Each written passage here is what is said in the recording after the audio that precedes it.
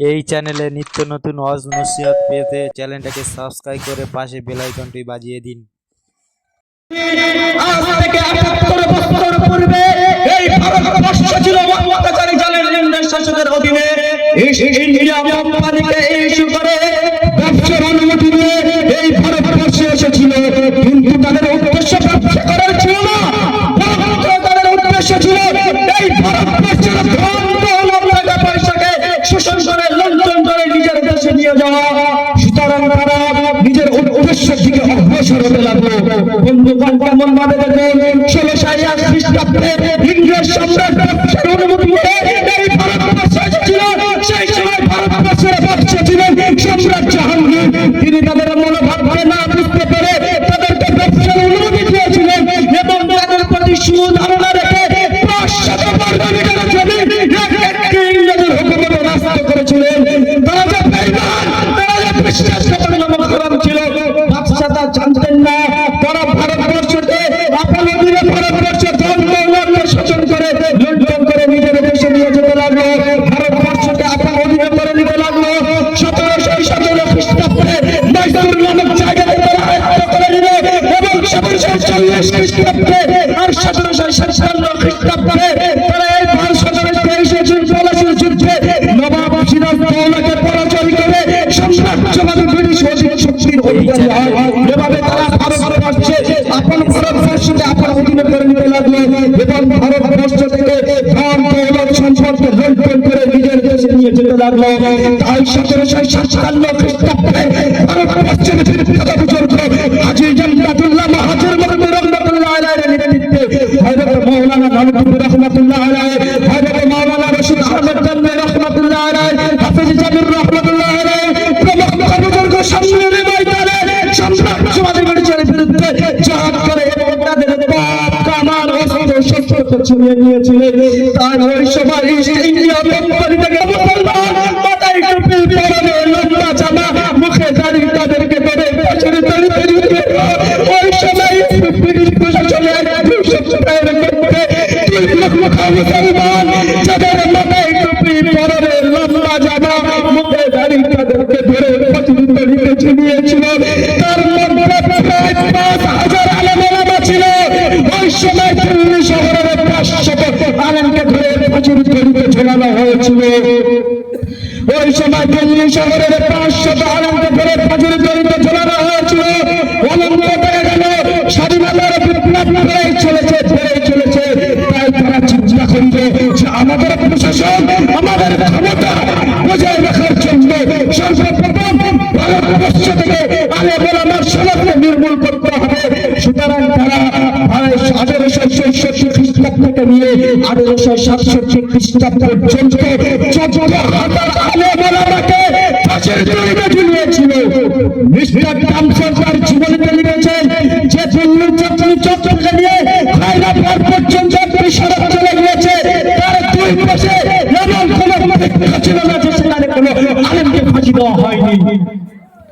তার কয়েক বছর পর অর্থাৎ স্বাধীনতার পূর্বে হুসাইন আহমদ মাদানী রহমাতুল্লাহ আলাইহি সাম্রাজ্যবাদী ব্রিটিশের বিরুদ্ধে ফতোয়া ঘোষণা করেছিল যে সাম্রাজ্যবাদী ব্রিটিশকে সাহায্য করা এবং তার অধীনে চাকরি করা হারাম। তাই ইংরেজরা হুসাইন আহমদ মাদানী রহমাতুল্লাহ আলাইহিকে গুলির অর্ডার ঘোষণা করেছিল। তার কয়েকদিন পর করাচিতে এক প্রকাশ্য সমাবেশ ডাকা হয়েছিল। সেই সমাবেশে হিন্দু, মুসলিম, জৈন, খ্রিস্টান সমস্ত জাতি ধর্ম সমস্ত জাতি ধর্ম বর্ণ ধর্ম নির্বিশেষে কয়েক লক্ষ জনগণ সমবেত হয়েছিল। প্রত্যেকটি মানুষ জানতেন যে হুসাইন আহমদ মাদানী রহমাতুল্লাহ আলাইহি এই সমাবেশে উপস্থিত হবেন না, কেননা ইংরেজের তরফ থেকে হুসাইন আহমদ মাদানী রহমাতুল্লাহ আলাইহিকে গুলির অর্ডার ঘোষণা করা হয়েছে।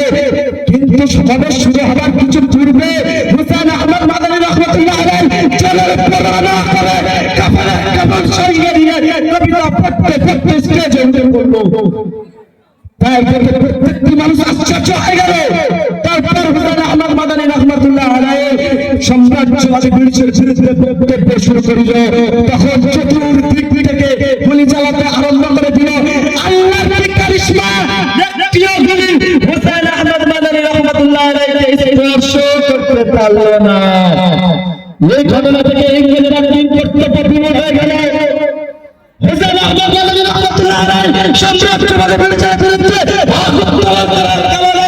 গুলি দিয়ে না পেরে করাচিতে মামলা সরকারিভাবে মামলা চালানো হয়। সেই মামলায় আদালত হুসেন আহমদ গনি রহমতুল্লাহ আলাইহিকে 4 বছর সশ্রম কারাদণ্ডে দণ্ডিত করিল।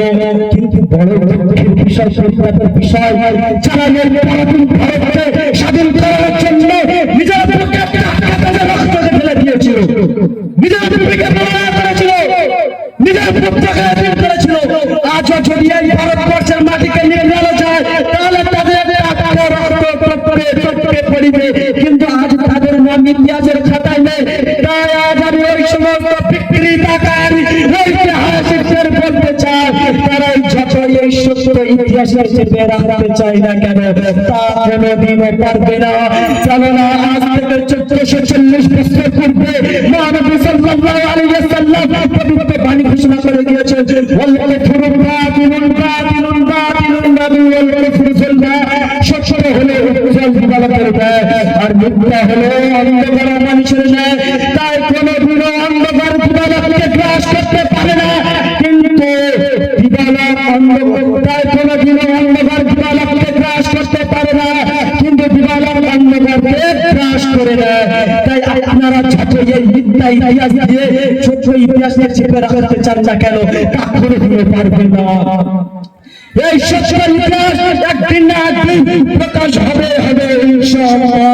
আর আমরা চ্যানেল দিয়ে জানিয়ে যাচ্ছি, যেমন ভাবে পরাধীন ভারতকে স্বাধীন করার জন্য নিজের প্রাণকে রক্ত ফেলে দিয়েছিল, তেমনি ভাবে আজও যদি ওই রকম কোনো ওই রকম কোনো অত্যাচারী চ্যানেল নিম্ন শাসকেরা আছে, তাদেরকে বিতাড়িত করতে আমাদের তাজা তাজা রক্তকে ঢেলে দিয়ে অন্যায় ভারতকে রক্তে রক্তাক্ত করে দেব। ওই রকম জালেম, ওই রকম অত্যাচারী ইংরেজদের প্রশ্রয় দিচ্ছি না, দেব না। কেননা কিদার কিসে সালকে জিন্দেগি সে শের এক দিন কি জিন্দেগি বেহতে রহে। এই বলে আমার সংক্ষিপ্ত বক্তব্য শেষ করছি। ওয়া আখিরু দাওয়ানা আলহামদুলিল্লাহি রাব্বিল আলামিন।